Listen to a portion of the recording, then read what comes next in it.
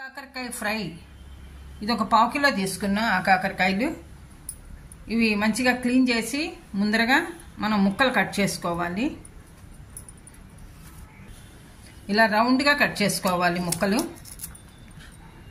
రౌండ్గా కట్ చేసుకుంటే బాగుంటాయి. ఇవి ఇందులో గింజలు కూడా తీయక్కర్లేదు. ఇదేమి చేదు కూడా ఉండదు. కూర కాకరకాయ మామూలు కాకరకాయ అయితే చేదు ఉంటుంది, ఇది చేదు ఉండదు, చాలా రుచిగా కూడా ఉంటుంది. ఆ కాకరకాయ కూరకి కొద్దిగా ఒక మూకుడు పెట్టుకుని ఒక 3 స్పూన్లు నూనె వేసుకోవాలి.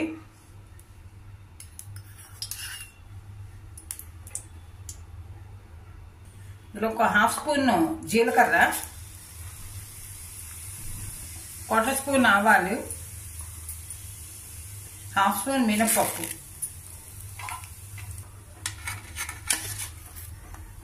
ఆ కాకరకాయ ముక్కలు కొద్దిగా ఉడికిచ్చా, సగం ఉడికిచ్చా, హాఫ్ బాయిల్ కింద ఇది కూడా వేసుకోవాలి.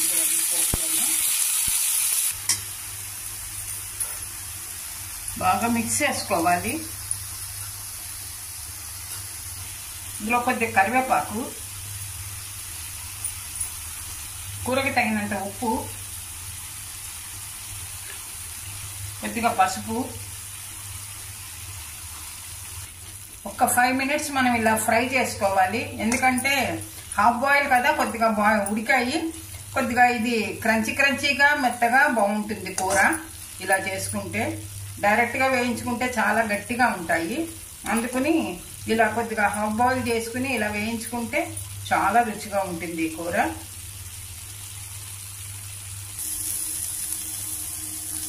కాకరకాయ ముక్కలు బాగా వేగాయి, మంచిగాను ఫ్రై అవుతున్నాయి.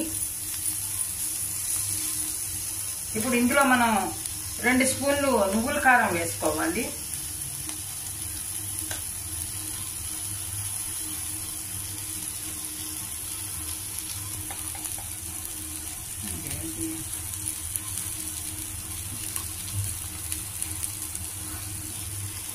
ఒక స్పూన్ గసగసాల పొడి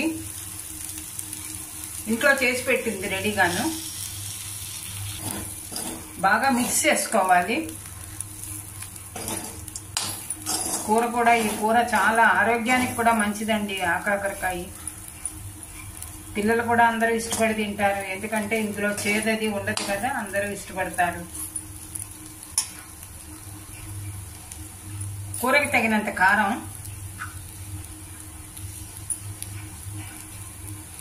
ఎందుకంటే ఈ కాకరకాయలు మనకి అన్ని సీజన్లోనే దొరకదండి, రైనీ సీజన్లోనే దొరుకుతుంది.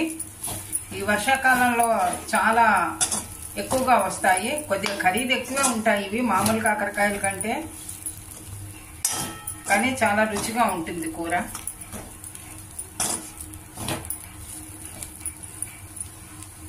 ఆ కాకరకాయ ఫ్రై రెడీ అయింది. ఇంకా మనం సర్వింగ్ బౌల్లోకి తీసేసుకోవాలి.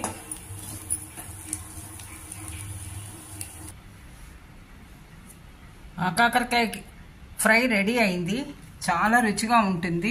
ఇది మనం వేడివేడి రైస్లోకి సర్వ్ చేసుకుంటే చాలా బాగుంటుంది. మీరు కూడా ట్రై చేయండి. ఈ వీడియో నచ్చితే కనుక లైక్ చేయండి, షేర్ చేయండి, సబ్స్క్రైబ్ చేయండి. Thank you for watching.